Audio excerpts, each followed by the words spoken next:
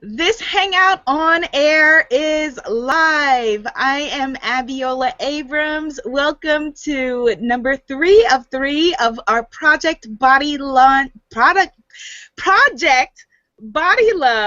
countdown course. I'm here with my sacred bombshell sister, Emily Tepper. Hello, good to see everybody, be with you together here. Yes, this has been so much fun, and tonight's topic is a powerful one. We are talking about your body, your sacred alignment, and your miracles, magic, and mojo. Now, Emily, I'm going to tell them, what about the classes that they may have missed that they can go back and watch. But you were the genius goddess who, when we were brainstorming, said, let's do one on alignment.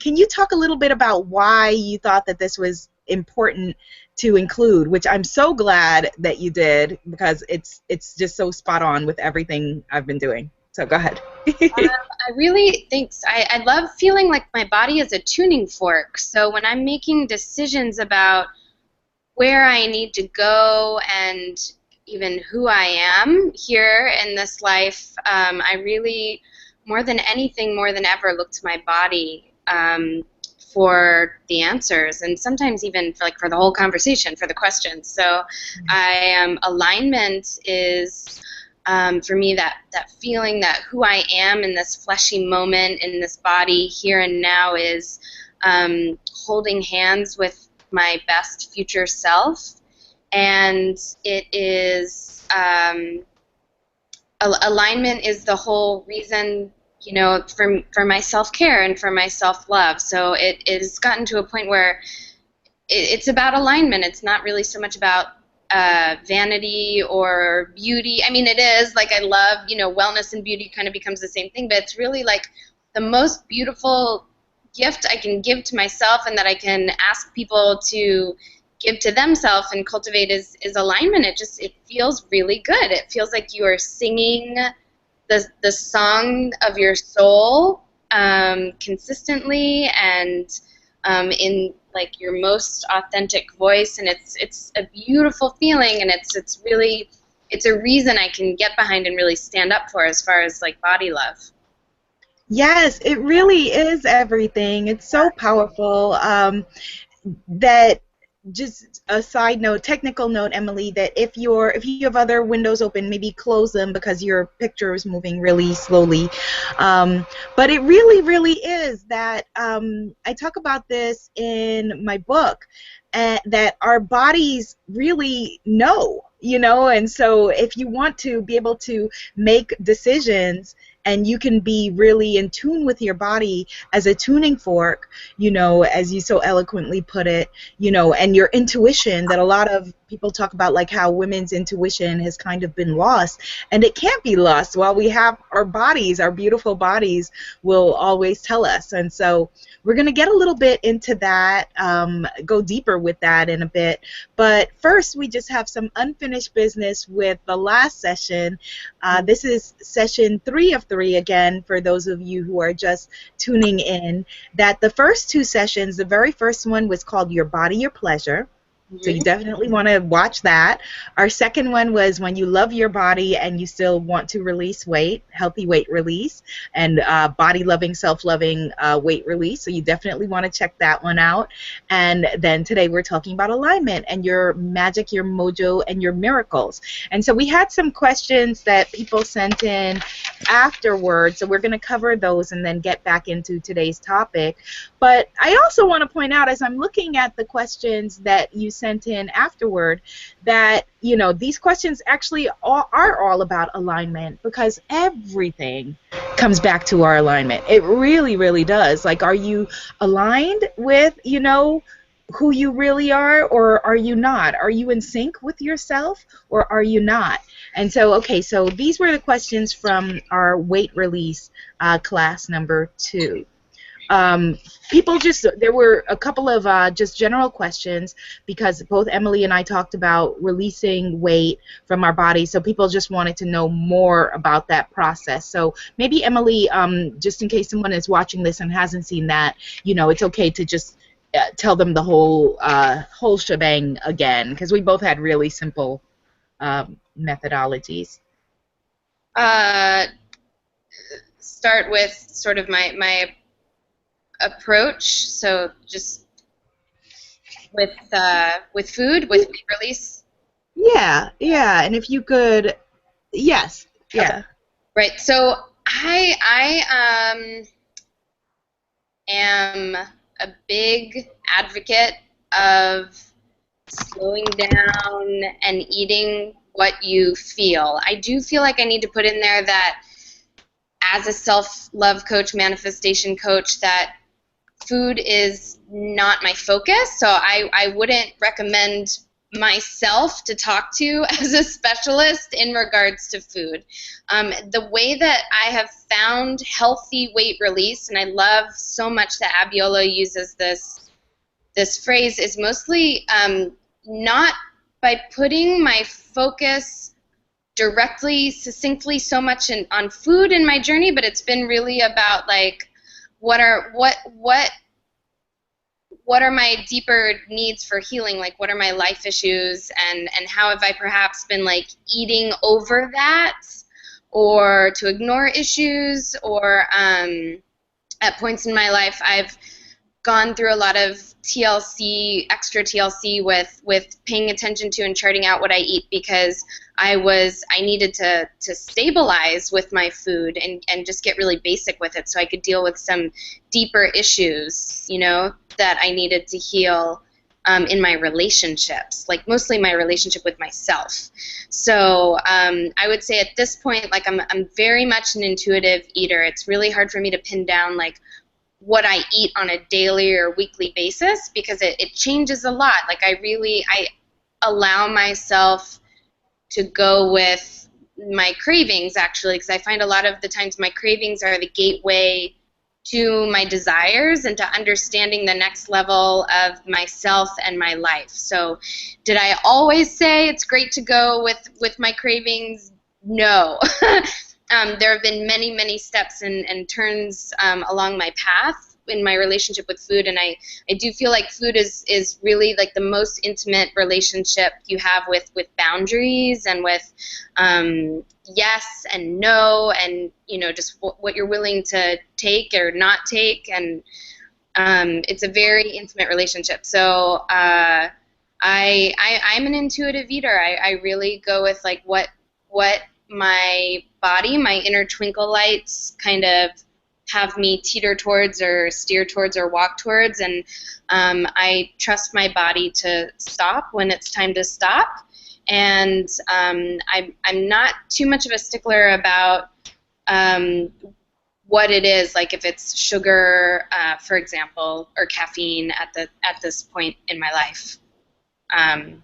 And I'm more than happy to talk about, different phases in that evolution, because it definitely was an evolution for me, if people have questions about that.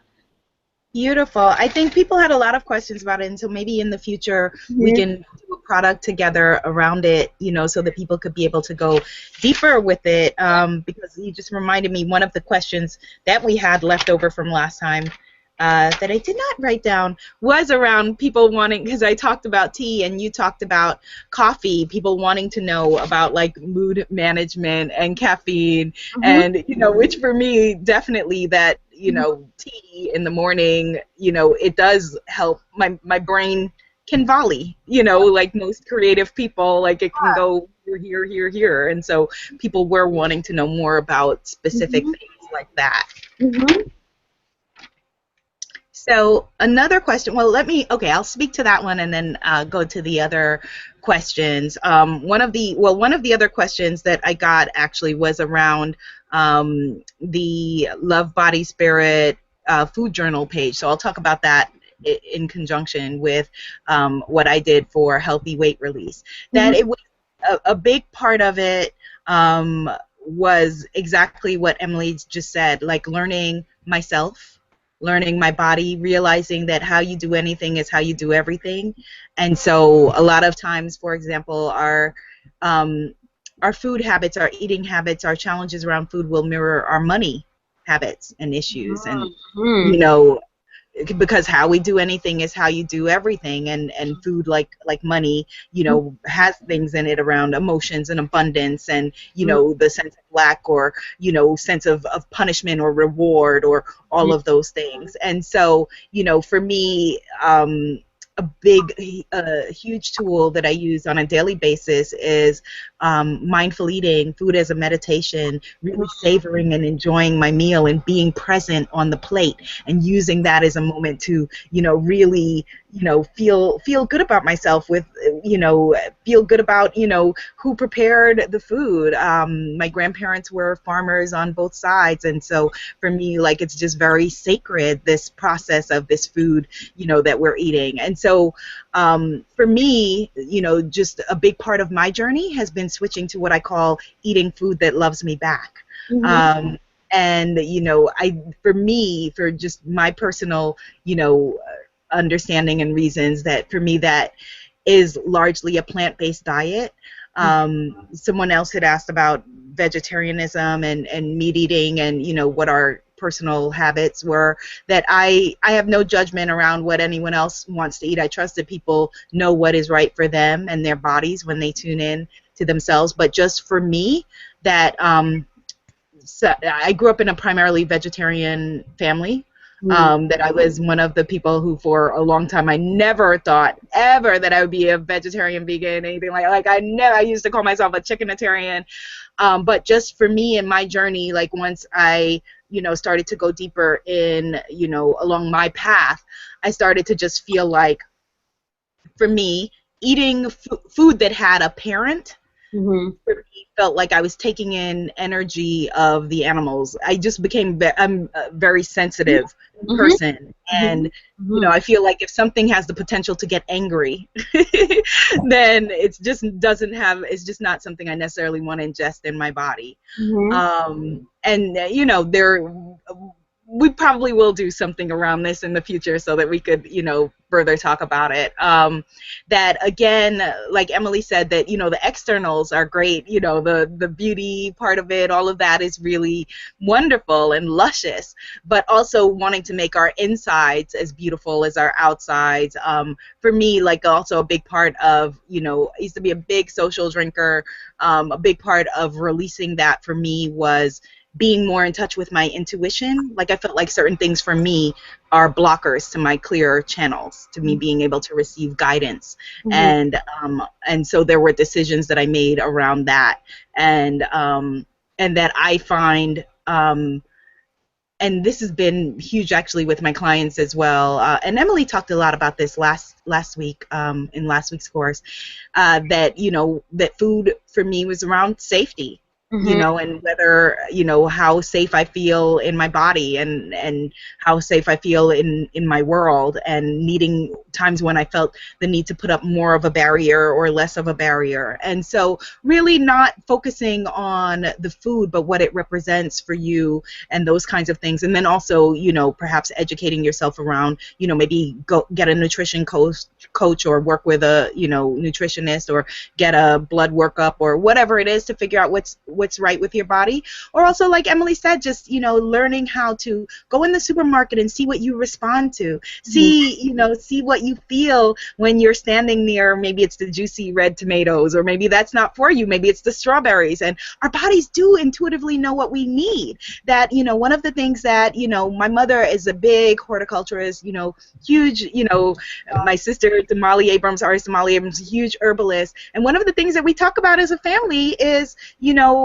I'm lucky that, that I come from a family background where we have these conversations, is that sometimes, if you have a garden and weeds that you think things are weeds and they spring up, sometimes it's an herb that your body needs. And I know that sounds like woo-woo, really crazy, airy, fairy kind of thing, but we are so in tune with everything.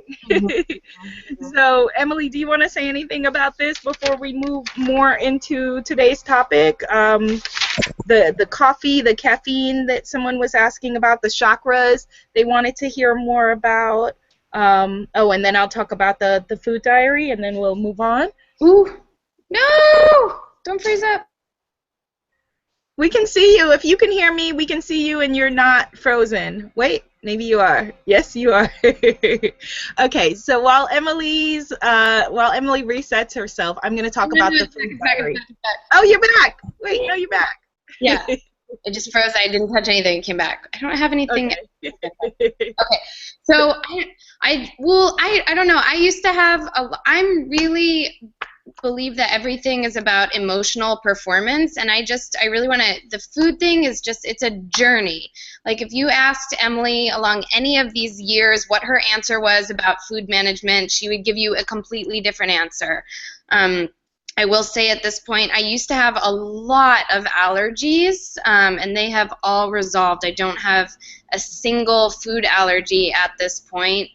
And I I pretty much eat whatever I want at this point, and it's really from going on the journey. Just go on your journey. Just be where you're at with the food and pay attention to where you're at. There's no shame in the game.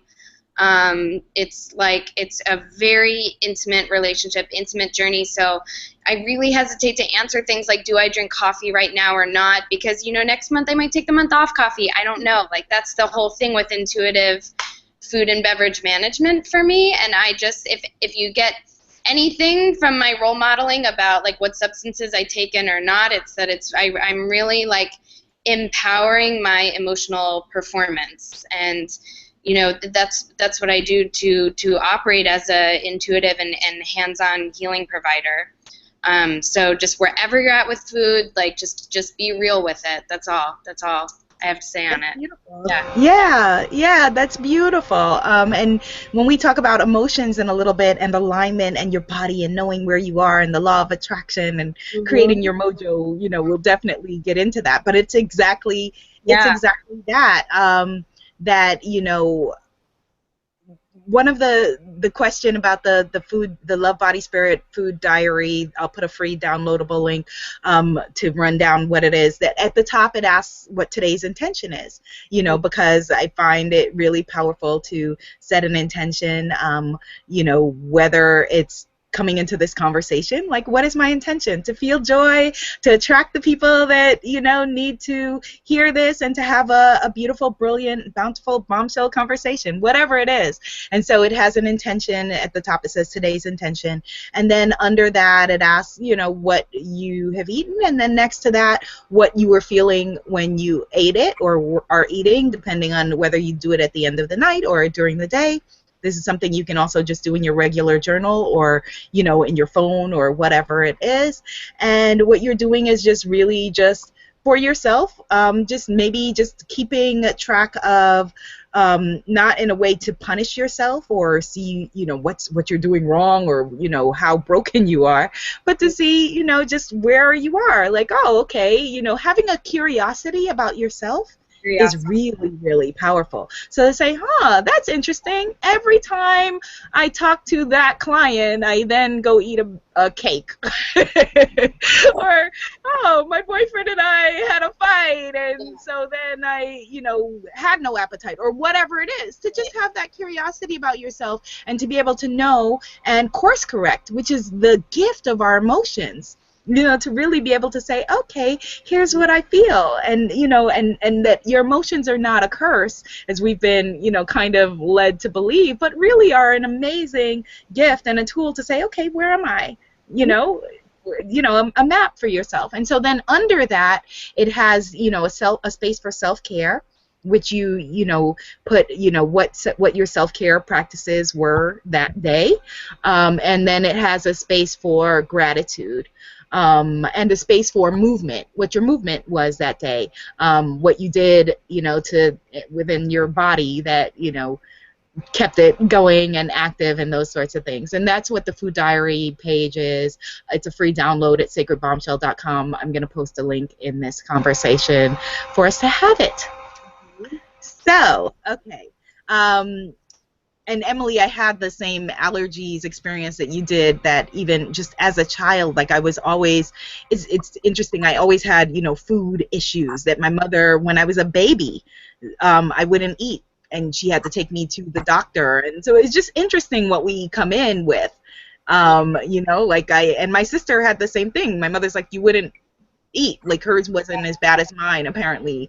And the doctor just being like, well, when she's hungry, she'll eat. And then so it's being in tune with your body, knowing who you are, and also keeping up with yourself. That sometimes we have outdated stories about ourselves, and we can find ourselves having opinions about ourselves that are no longer valid. And so keep up with you and who you are. If you've evolved, take a moment to acknowledge and be in gratitude for your evolution and move on to the next stage of who you are. You don't have to keep, stay stuck in your present.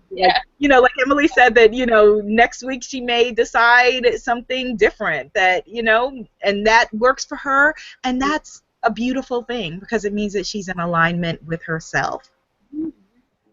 So, Emily, a cool thing about this conversation is that we are both at different stages of moon time. So, can you talk a little bit about just our bodies as women and, alignment that, I know that you are fresh and juicy from having these conversations, and I'll let you, go more into it yourself.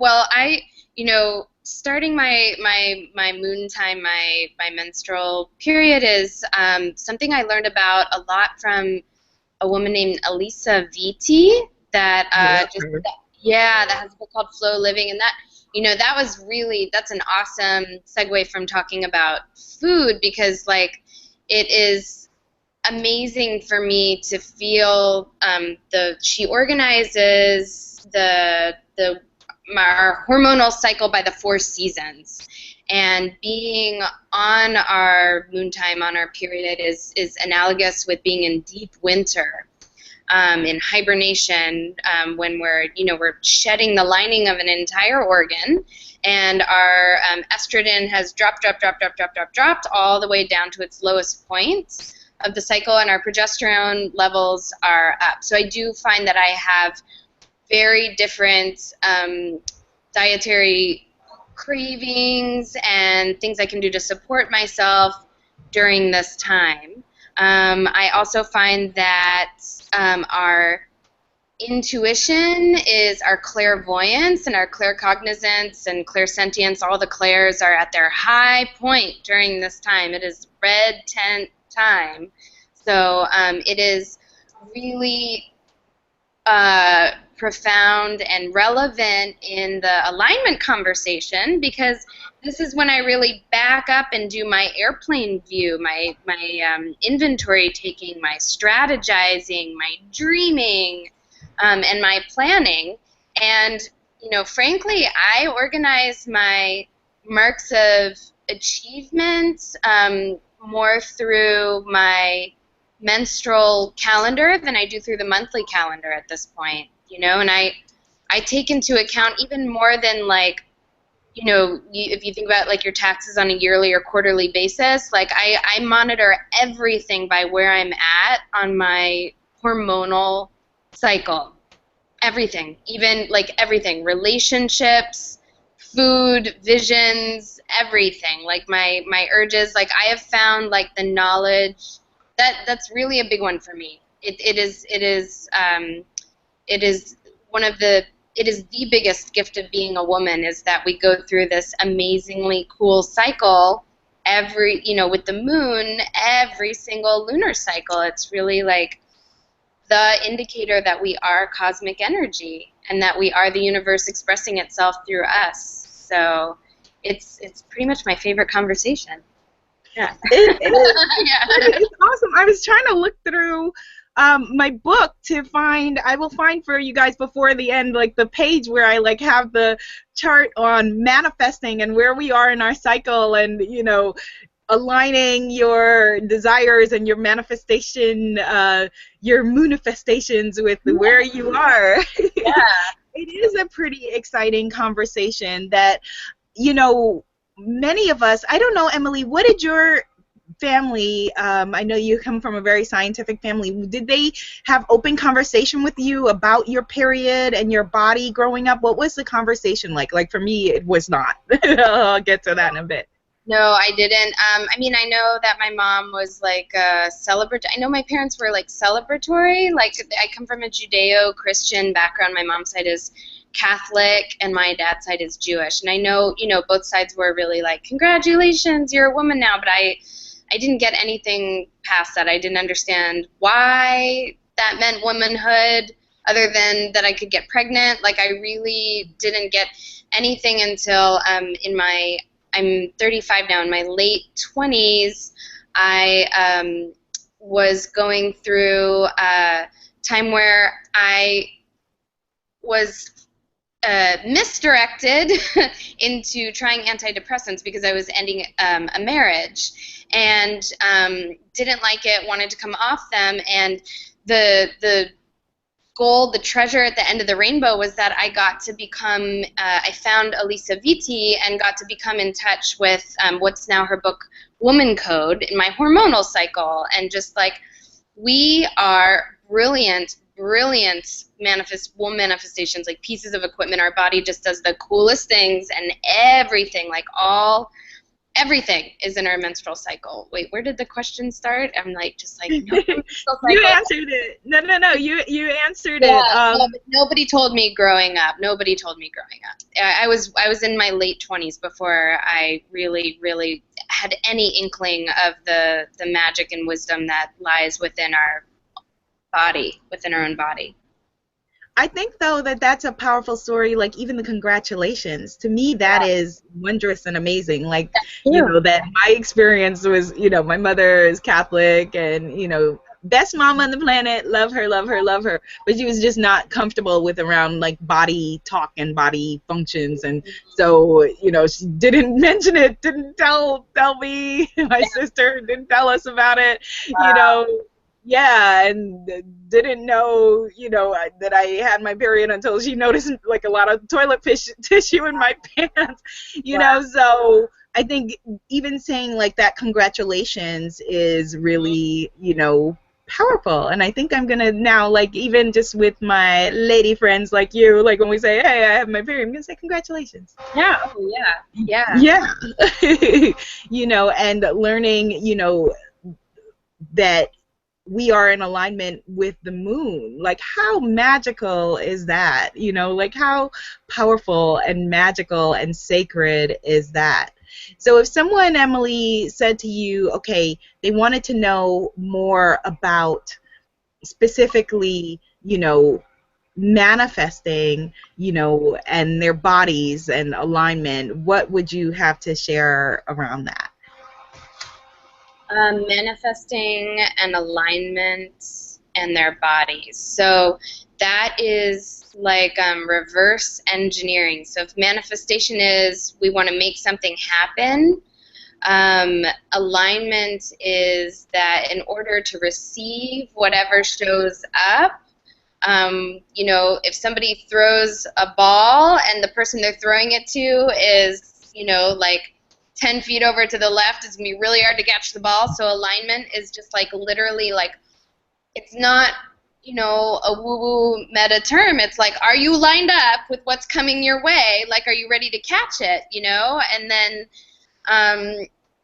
our body is like, that's what's going to be there to receive it. So it's just, those are the three steps, moving either forward or backward. With manifestation is you make something happen or something appears, and then alignment is are you in line with it or are you standing 10 feet away from it, like when it shows up, whether it's a job offer or a husband or a new house or whatever, $1 million, whatever it is. And then your body is your creative instrument. Like that's what you have on a day-to-day basis as a temple and a container to, take action and or to, even if the action is just being with where you're at and acknowledging that you might need to make some shifts to get into alignment to manifest. So they're all little pearls on the necklace.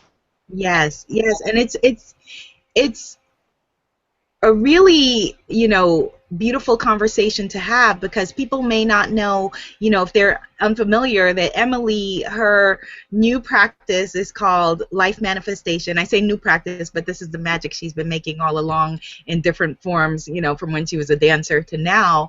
And the practice she was doing just before this was called Receive Everything. And, that the power of receiving and our bodies as women, is a really, really powerful one. So, Emily, if you'll talk a little bit about that, I want to just check the boards and see if we have any questions. Yeah, absolutely. We were Receive Everything, and we evolved into life manifestation because, life manifestation is making something happen. It's getting what you want. It's having what you want. It's being, an active agent in your life. And the thing is that's internal work. That's not outside work. That's inside work. So everything that shows up in front of you, everything, whether it's good or bad, and I've even gotten away from the good-bad conversation. It's all just really, really interesting what's showing up. And that's all something that happens from inside work, also known as receptivity. How big is your container on the inside to be able to receive what is showing up in front of us? There was I'm going to jump over to the feminist conversation for a second, but women have spent so long using our voice to say no, to say you cannot do that to me, you cannot treat me like this. Like, we've spent so much of our energy saying no to this and that on the outside world that a lot of times, I find this with myself, and I find this with the people that like to do work with me, that we have to stretch and practice our muscle saying yes, and seeing that what is showing up that we can say yes to, and how much are we able to receive and accept and embrace the goodness that is showing up in our life, and get into the yes conversation and the yes ladder. Yes. Speaking of the yes ladder, yes. Someone wanted to know what the power of alignment conversation has to do with the loving your body conversation. I feel like this is a really people are not drawing the line between the two, but it really is kind of the same conversation. Yeah. That let's see, the best way to think about it is that my new coaching program that's coming out in 2015 is called Hear Me Roar, which is all about, soul care for women to give birth to what we came to the planet to do. Now, there are a lot of women who are burned out, frustrated, angry, unhappy with their bodies, unhappy with their lives.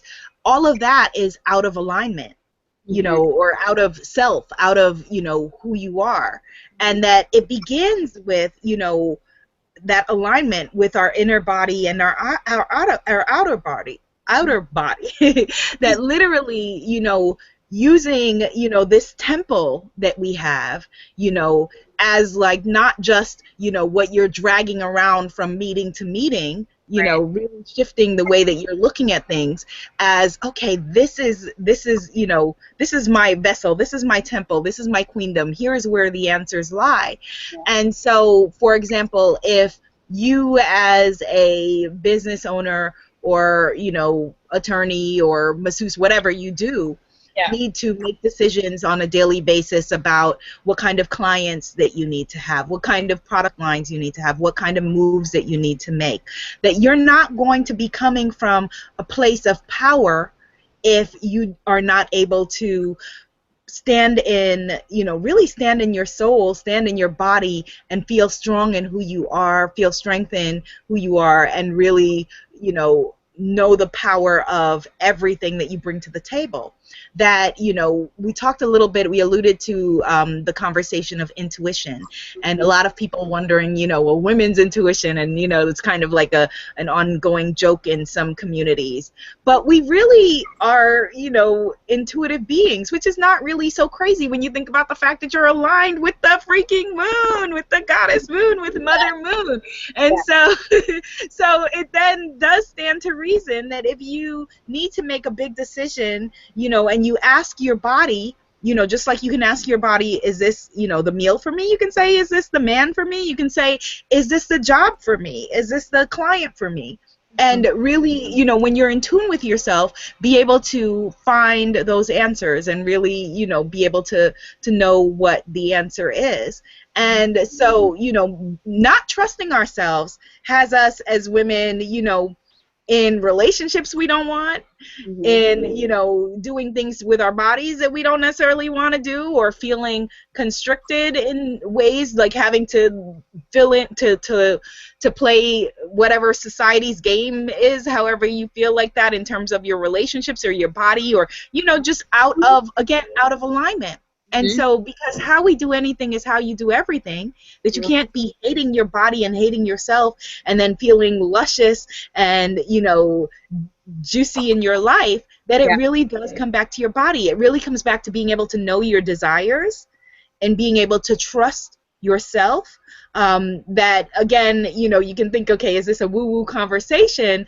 Or, you know, science shows that muscle testing, if you muscle test around certain things, that there are things that make us feel stronger and things that make us feel weaker. That if you're listening to music with hate lyrics, for example, and someone did a muscle test, you know, just a simple muscle test of, you know, perhaps putting your hand out and seeing how strong you are when you're listening to lyrics that you know, are calling you names or whatever it is, you know, that muscle testing, science shows that you are weakened, physically weaker, you know, when listening to certain things, when ingesting certain things, versus being stronger.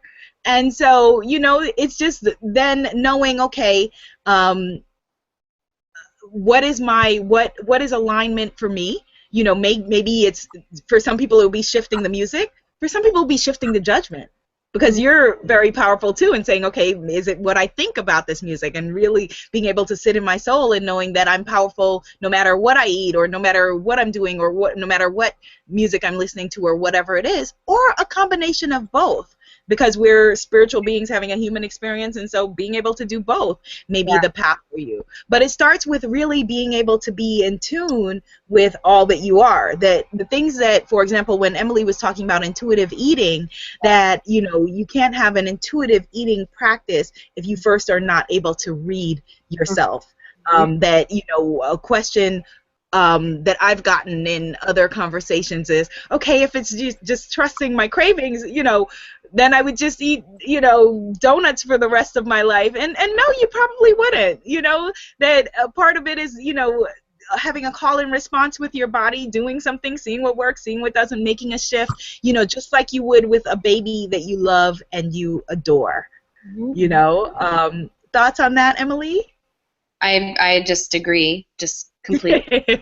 So I'm curious, does that the woman that asked you the question, did that clear up how alignment and body love like hold hands? That, you know, being body love puts you in alignment with who you are, where you're going, what you're saying. She hasn't posted back, so let us know. Let us know and post your questions. Another thing I want to say about, you know, body alignment is that, you know, I've been blessed to be able to spend a lot of company in the company of a baby. My brother had a baby in July, and so my niece Ava is 4 or 5 months now. And so seeing, you know, because my work is around women and their voice, helping them to bring their voice into the world. Seeing this baby girl and, you know, what she does with her voice is really wonderful to see that, you know, when she wants something, she is vocal and no, I don't like that, or yeah, I want it, and she cries, you know, when she's hungry, or sometimes when she just wants to be held, you know, like that there are times where, you know, it's not necessarily that she wants anything, she's fed, she's changed, whatever, but she just wants to be held. And so being able to be vocal about our desires as women is also a part of the body love conversation. That again, if our love for ourselves is so conditional, that I will love myself when the numbers on the scale line up, or I will love my body when my hair looks good, or I will love myself when, you know, I fit into these jeans. If our love for ourselves is so conditional, then how do we expect to have, how do we command unconditional love from others? You know, it's just, it's something really, really important to think about. I'm gonna check back and see if that woman responded, Emily, and if there are more questions. If you could talk a little bit about that, expand on that. Yeah. Well, I like that Abiola just used the word command. I was just reading today in a goddess tarot deck card that like that to demand is from a place when you feel lack inside yourself, or you feel like a child, like smaller than your circumstances when we demand something. And so that's maybe if you're in a place where you are in demand, not that like, I mean like you're demanding a lot, like that could be a place where you need to go actually inside and look at your body love. Whereas when you are in command, you are full, like you are just radiating from the inside out.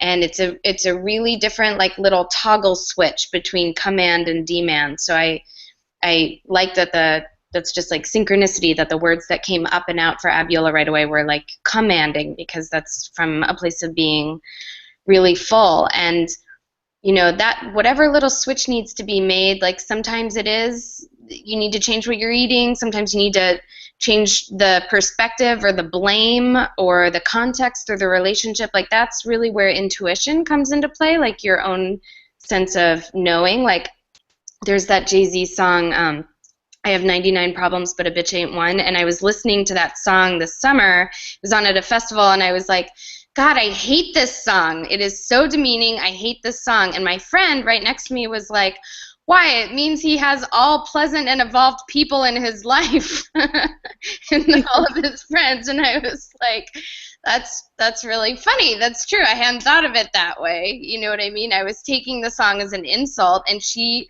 switch the perspective on the same song, right? So that's just an example of like there are many factors that you can switch up, and when it's not about being on the happy train like all the time, because that would be weird. It's about like seeing everything that happens in front of you as interesting and as inventory, you know? So when you're feeling out of alignment or not quite in body love, like it's like, oh, okay, but how come? What's up?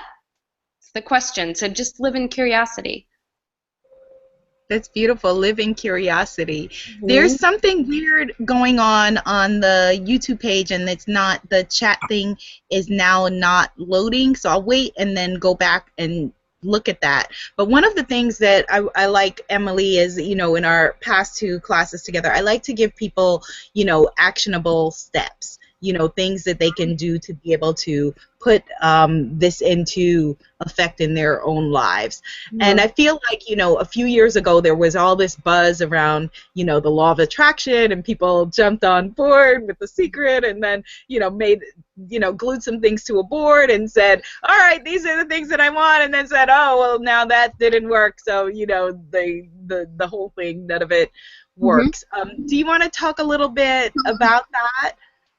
Yeah, I really like when the Secret came out, and I, you know, that was kind of like the first stab at the law of attraction conversation. So, you know, I think it opened a big opportunity space for a very rich conversation, and I do still use vision boards from time to time, so it's not like I'm anti, but I know we've had this conversation that I find vision boards like really future focused.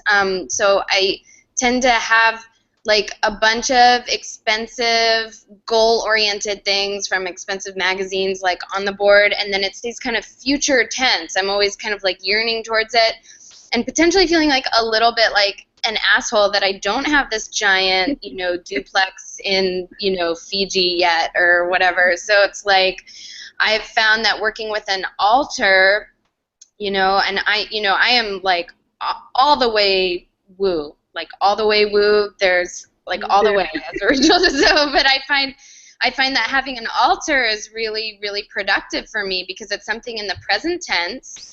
It is oriented around not only trusting my intuition, but empowering my intuition. So it's working with like my feelings and giving whatever feelings I have, even the negative ones, validation and space. And it makes me feel like I have more breathing space and more life space to work with where I'm at. And there's no better place to create than from a grounded, present truth. So more and more Wait, I just have to give a yes, because those are great words. No better way to create than from a grounded, present truth. Right. Yes. Yes. Thank you. So like I work that with my altar design, and so in the with the law of attraction, like acceptance without fear, like just being, because a lot of times people are like, oh, if I accept where I'm at right now, that means I'll stay there and I'll get stuck. Like, au contraire, it's the opposite. Like the more you can really drop into the truth of the present moment and be friends with what is, not what you would like to be, but be friends with what is. The more accurately you can conjure, and then I've found like my biggest challenges in life have actually been to like take off my "there's a big problem" set of glasses and put them down and put on my rose-colored, like, look at all this amazing stuff showing up, like how can I express gratitude and deepen in my gratitude practice. So I might be like getting a little ahead of the game, but when I lived only in vision boards, it was like it almost took me out of the present moment. Like I was just focusing on these future-oriented goals, and it became almost like a fantasy world. Like if I stare at my vision board harder, it'll come faster or something like that. I don't know. Like, but that's where they fall short for me. I agree. I also have the same feelings toward The Secret, like a gratitude that it opened up this conversation, because for me, like that, a lot of things, my family was weird, quote unquote, especially in my culture, that, I grew up with altars in my life. I've never lived anywhere that there hasn't been an altar, that I haven't created an altar, that, my parents had a huge altar in my dining room. People had to take off their shoes when they came to my house, and, like all of these, like, quote unquote, like weird things, that it's beautiful for me to see the things that are evolving as we go forward. And even with my sister Damali Abrams, as a visual artist, that she creates altar spaces in art galleries, and so that's pretty cool to see. Just as Emily said, the cool thing about altars, and even if you use boards as a tool, is to make them living, breathing, present tense, celebratory things that in the Sacred Bombshell Handbook that I call, I kind of reconfigure the idea of the vision board for the same exact reasons that Emily said, that people were, instead of doing vision boards, kind of doing a, here's everything cool that I want to buy board, or wish I had, which is an awesome thing too. Right. Just know that that's what you're doing, right, and it's something else. I do that on Pinterest, that I'm a Pinterest hoarder, So,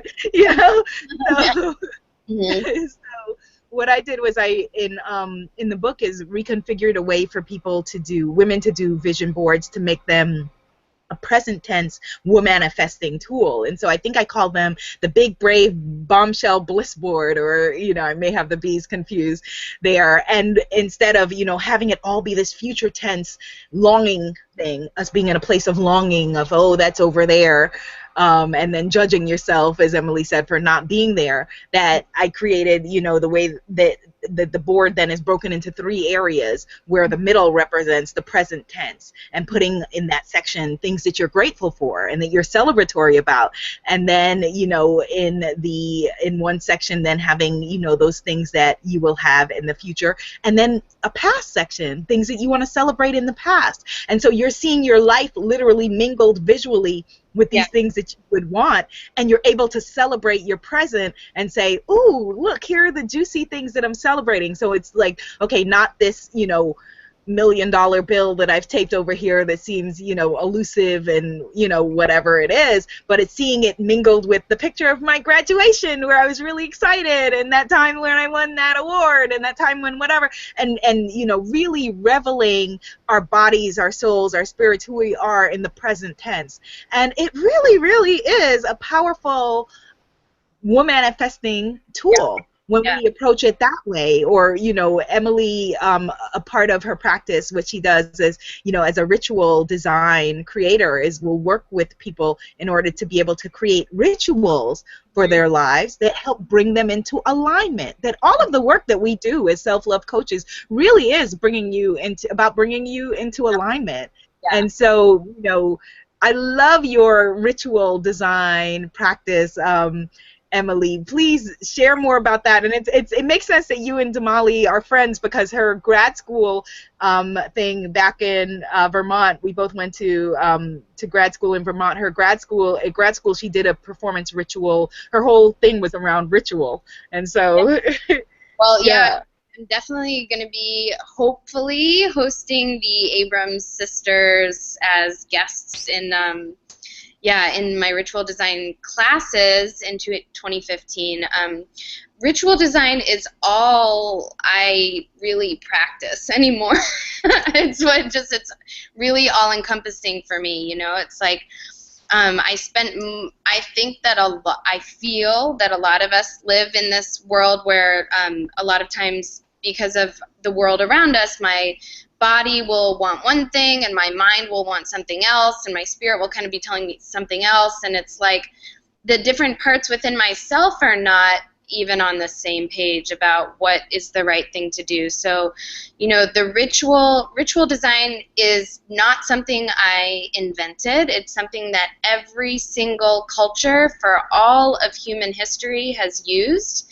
And if you look especially at royalty, not only spiritual guides and shamans, but also royalty, like in empires and ruling nations, like they have ritual design never ever went away. It just was became like a very quiet elite activity, or like an activity of organized churches and religions, but because it's very powerful. So it is a social technology, it is a tool, it is a feminine power practice, it is not hard to learn, it belongs to all of us. So I even think about myself as like a remember guide, because I am showing you something that you already know how to do.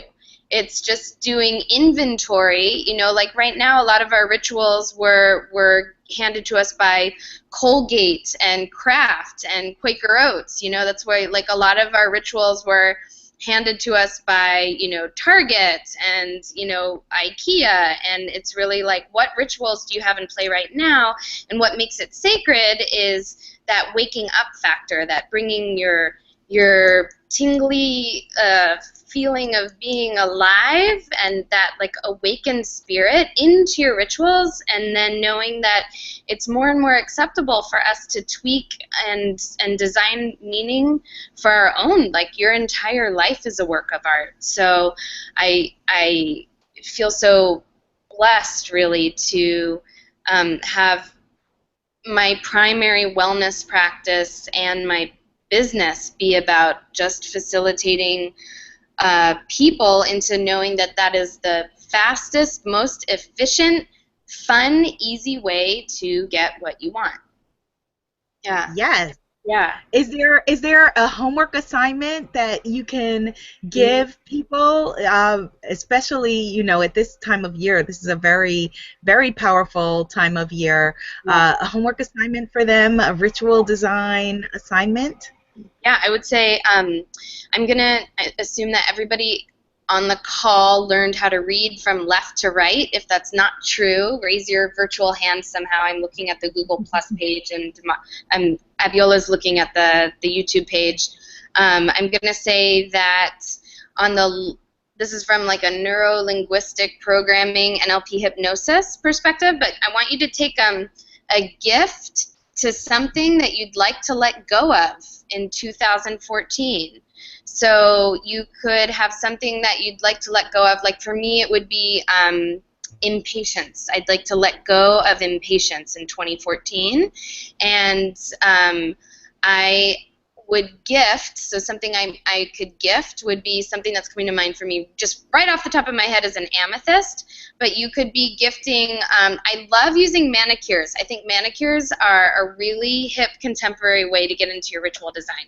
So I could have my left hand with like a really gorgeous amethyst color, because what we register our past and what we're shifting away from on the left-hand side. So you could have a gift to what you want to release, and so that could be putting like an amethyst crystal on my nightstand on the left-hand side. It could be, doing the Kardashian, like just one finger on my left-hand purple nail polish. It could be wearing like a purple earring on just the left side. So you can rock the gifting however you want. So I hope that that's clear. That's really up for interpretation. And then on the right-hand side, in 2015, I want to create more yes, like more saying yes, which is a lot about deepening my gratitude practice in order to be able to say yes more. I've found like those two are best friends, gratitude practice and being able to say yes to what's around you. And I want to gift that rubies. And like I'm very color oriented and super visual, so I might want to go get red flowers and keep them to like when I wake up in the morning, I have like a windowsill to my right. So maybe I'm going to put red flowers there, or I might do like a red stoned ring on my right hand, or do you know what I'm saying? Like it's like, yeah. Where can I gift and bring red for me, because I'm really color oriented, to when I look up into the right in my life and in my world, because our right hand side is where we register what we're moving towards, what we're creating more of. So you want to gift what you're letting go to the left. Oh, I was just recapping because in case people haven't like talked this talk at all before, but like some homework would be gift what you want to let go of somewhere on your left-hand side, and gift what you want to create more of for 2015 somewhere on your right-hand side. Wonderful. And my assignment, that was really, really juicy. And I want you guys to do this. You goddesses and sacred bombshells, like really do this. That, rituals also are about getting things into your bones. And so, even if it's the little rituals, like when you go to the supermarket, or when you turn on your computer, when you turn off your computer and your phone, rituals are about getting creating practice, and making it a part of your life, and so what Emily just gave us was very, very powerful. And so we definitely want to do that, and you can find Emily at lifemanifestation.com. She has really exciting things that are going on. And the assignments I would leave you with, I want to leave you with two things. One is a tool, one is an assignment. The tool is, and actually both could be either. The tool is that just in terms of knowing how to read your body and knowing whether you are in alignment with what is going on, and would be first start from a place of non-shame. That a lot of times in these conversations that people feel like, okay, well, it's about positive energy and positive things, and if I'm feeling bad about something or in any way negative, that, you know, they feel like shame. They shame themselves around it, like that something is wrong or you're broken because you're not feeling like dancing on the ceiling all the time. Dancing on the ceiling is fun, but your emotions are there to teach you, you know, for you to know where you are and what you're feeling. And so honor what you feel, whatever it is at any point in time. You have to start from a place of honor rather than shame, and acknowledgement and acceptance rather than, you know, shame, because you want to be across the street and you're not there yet. Okay?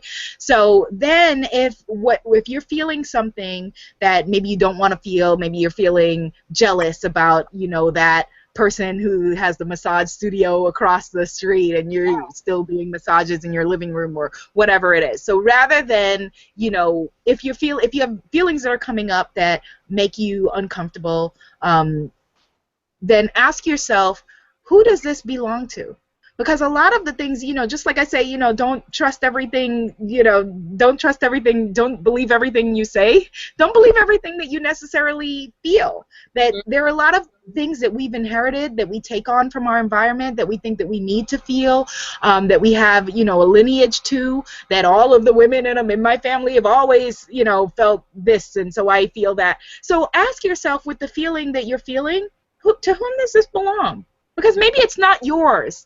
Maybe it's, you know, your mother drummed into you that there's only but so much success to go around, and so that person's success bites into yours, or whatever it is. And, you know, just gently release, you know, give permission for, you know, the feeling or whatever it is on a cosmic level to just go back to where it belongs. And it's not that you're then now damning your mother or whoever it is, because chances are it wasn't theirs either. You know, just let it just go, and just then be able to step outside of yourself and see yourself as the observer of what you're feeling and what's going on, rather than necessarily, you know, the actor in it. Realize that, you know, that you at any moment can step outside of a situation and see something and really be able to then analyze it or think about it or just feel it, and then, you know, be able to step back into your body. And so that's just a tool that's helpful in relate with the relationship stuff, with, you know, food stuff, with, you know, whatever it would be, your career. And these are some of the tools and things that we're going to go into depth with in my Hear Me Roar program. I actually haven't even announced it, so you guys are hearing something before it's even announced, which I'm really excited about. And then the assignment is, I'll just bring back the assignment that we talked about earlier, the creation of the board. You're going to make a big, beautiful Bombshell Bliss Breakthrough Brave board for yourself and for your life in going into this new year. And so, you know, in the center of the board, you know, I want you to put things that you're grateful for that represent your life in present tense in this moment. You know, it could be a screenshot of us having this conversation. It could be, you know, whatever it is. It could be your just things that represent the gratitude and the joy that you feel for your life in the center. And in the left column, things that you want to celebrate in your past, that as women, you know, for you know, living in this kind of masculine-oriented society, we're always on go, and we never stop to simmer. There's power in the feminine energy of simmering and acknowledging and, you know, and paying tribute to the moment. And so, you know, celebrate things from your past that, you know, put those things in the left column. And then on the far right, you know, that's where, you know, your vision for what is to come, what we are claiming. And I want you to write in that, you know, this or something better for the good of all involved. Because that's another thing about vision boards, that people made them and felt like they were these fixed things. And, you know, if I don't get exactly this, the future in the way that I want it to be, then something is wrong. Well, there are greater forces at play. And, you know, I very recently, to tell you briefly, had a situation where there was, a show that I was really excited about getting, and then it didn't work out. And I was like, oh my God, I can't believe this didn't work out. And, this would have been a great way to, spread my message of empowering women, and I was really sad that it didn't happen, and really angry that it didn't happen. And now it's turned out that the whole company is a disaster. And it's a beautiful blessing that that wasn't where my path went. Right. And so the rejection was a protection. And so rather than being fixed that is how I would want my future to play out, just knowing that this or something better for the good of all involved is a really light and a more in alignment place to come from with your desires. And so on this board also, don't be so rigid about, I know I said, center, left, right. Let your present mingle with your future. Let these things mingle and overlap. And if it's that you are in med school, and there's a picture of your beautiful face, and a med scrubs, the body of, put it together, so that you are literally doing a visual of your life. I used to do this when I was a kid and didn't know that it was vision boards, but literally create a collage of your life. And then here is a part of what was missing from people's practice after seeing The Secret, is you want to infuse it with your energy, infuse it with your joy. These are not just flat pictures that you've pasted on the board. Again, you can do that on Pinterest. This is where you want to infuse your hopes and your dreams and your energy and your excitement around it. And if something's not working, feel free to switch it or change it up.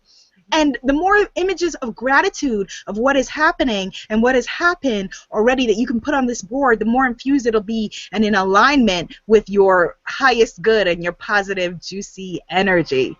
And so we are 5 minutes over time, but I just want to thank you all for tuning in to this conversation. Last words, Emily? I just have loved this connection with you, Abiola, and for all the listeners out there, hop over to lifemanifestation.com. I'm offering some new classes. One of them is called How to Tap Your Magic, where I will teach you easy formulas and blueprints for designing your own rituals that work by you and for you and your own altars.